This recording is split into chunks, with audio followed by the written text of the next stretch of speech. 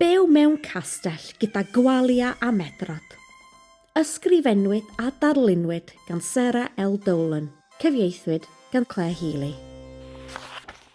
Pa esgid yw'r esgid i ti? Roedd Gwalia'r llygoden ganol oesoedd eisiau byw mewn tŷ, achos roedd byw mewn castell yn ormod o drafferth. Ceffylau, moch, gormod o lysiau wedi pydru. Traed bach, traed mawr, gormod o goesau blewog.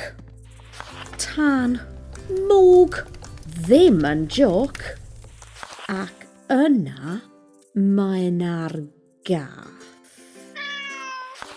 Roedd Medrod yn gyflym.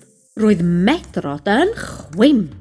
Roedd Medrod yn medru difetha pob dim. Roedd Medrod yn cool. Doedd o ddim yn ffôl.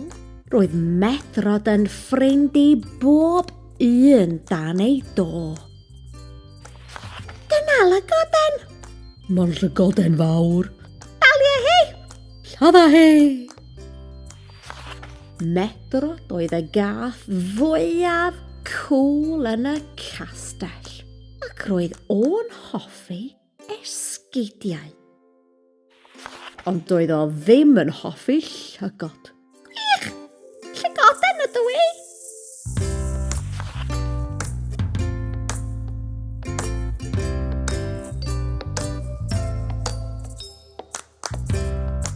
Salve!